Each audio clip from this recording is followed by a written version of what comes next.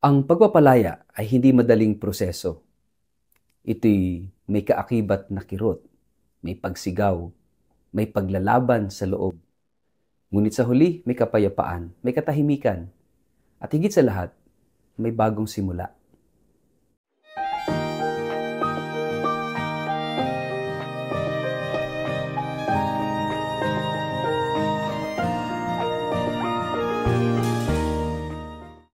Ang mabuting balita ng Panginoon ayon kay San Lucas. Mula roon, si Jesus ay nagpunta sa Capernaum sa Galilea at nagturo sa mga tao ng araw ng pamamahinga. Namangha sila sa kanyang pagtuturo sapagkat may kapangyarihan ang kanyang pananalita. May isang lalaki roon sa sinagoga na sinasapian ng masamang espiritu. Sumigaw ito ng malakas. Ano ang pakialam mo sa amin, Jesus na taga Nazaret? Naparito ka ba upang puksain kami? Kilala kita, ikaw ang banal na mula sa Diyos. Subalit, sinaway siya ni Jesus. Tumahimik ka. Lumabas ka sa taong iyan. At nang mailugmok ang lalaki sa kanilang kalagitnaan, lumabas ang demonyo sa kanya nang hindi siya sinasaktan. Namangha ang lahat nang nakasaksi kaya't nasabi nila sa isa't isa, ano ito? Makapangyarihan at mabisa ang kanyang salita. Nauutusan niyang lumayas ang masasamang espiritu at lumalayas naman sila. At kumalat ang balita tungkol kay Jesus sa buong lupaing iyon. Ang mabuting balita ng Panginoon. Word of the day, hear what God has to say. Mapagpalang araw po sa inyong lahat. Kumusta po kayo? Ang ating word of the day ay freedom. Sa ating ebanghelyo ngayon ayon kay San Lucas, isinalaysay ang isang tagpong mistulang karaniwan sa ministeryo ni Jesus. Ang pagpapalayas niya ng masamang espiritu sa isang lalaki sa loob mismo ng sinagoga. Ngunit kung susuriin natin ito ng mas malalim, hindi ito simpleng kwento ng exorcism.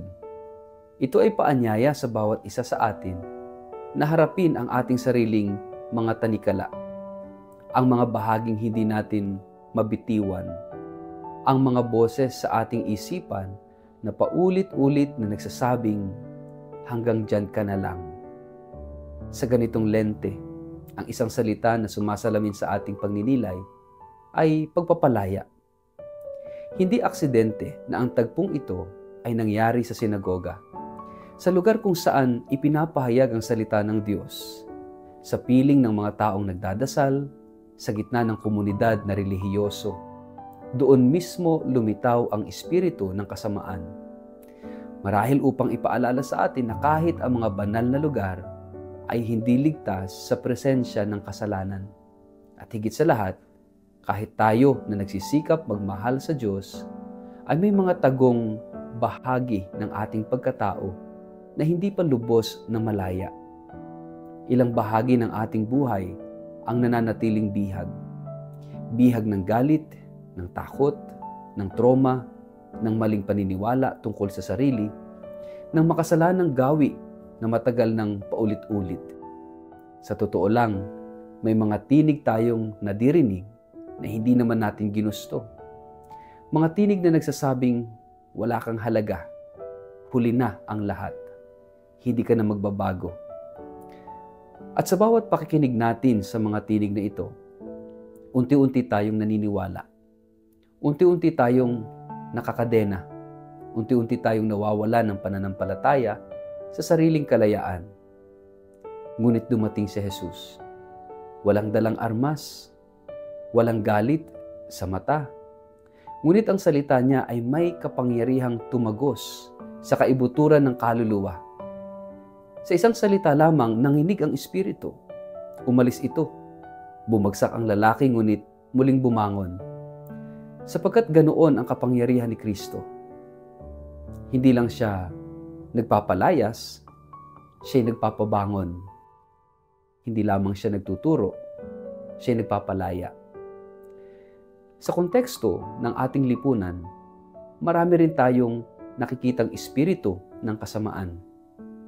Sa korupsyon, sa panlilinlang, sa pag-abuso, sa sistemang nakakulong sa mga mahihirap at inaapi. At minsan, tila napakahirap nilang harapin. Ngunit yung ating ebanghelyo ay paalala sa atin, hindi tayo mag-isa. May Diyos na may kapangyarihang tunay.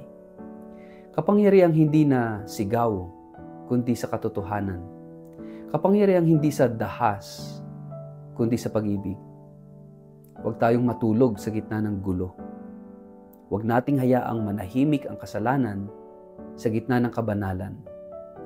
Huwag tayong matakot sa boses ng mga mapang-api, sapagkat tayo'y tinawag na maging daluyan ng pagpapalaya. Ang ating mga homilya, ang ating sakramento, ang ating pakikitungo sa kapwa, lahat ito ay dapat maging kasangkapan ng pagpapalaya mula sa Espiritong bumibihag sa ating mga kababayan. Ang pagpapalaya ay hindi madaling proseso. Tulad ng lalaki sa ating ebanghelyo sa sinagoga, may kirot, may pagsigaw, may paglalaban sa loob. Ngunit sa huli, may kapayapaan, may katahimikan, at higit sa lahat may bagong simula. Sa personal na antas, inaanyayahan tayo ng Diyos na hayaan siyang pumasok sa ating sinagoga, ang ating puso. Hayaan natin siyang magsalita. Hayaan natin siyang magpatahimik ng ating mga takot, magpalaya sa ating pagkagapos, at muling magbigay sa atin ng lakas upang bumangon at maglakad ng may panibagong sigla. Hindi tayo nilikha para sa kadiliman. Tayo ay mga anak ng liwanag. At kung darating si Jesus ngayon sa puso mo, ano kaya ang sasabihin ng Espiritong bumibihag sa iyo? Mas mahalaga, handa ka na bang palayain? Sa ngalan ng Ama at ng Anak at ng Espiritu Santo. Amen. Panginoong Jesus, sa iyong salita may kapangyarihang nagpapalaya. Pumasok ka sa aking puso, sa mga lugar na tago at puno ng takot. Palayain mo ako sa mga tanikala ng kasalanan, ng pag-aalinlangan, ng matagal ng sugat. Patahimikin mo ang mga tinig na humahadlang sa aking pagtitiwala sa iyo. Tulad ng lalaking pinagaling mo, nais kong muling bumangon, maging malaya at lumakad patungo sa liwanag. Amen. Pagpalain po kayo, ingatan ng makapangyarihang Diyos, Ama, Anak at Espiritu Santo. Amen.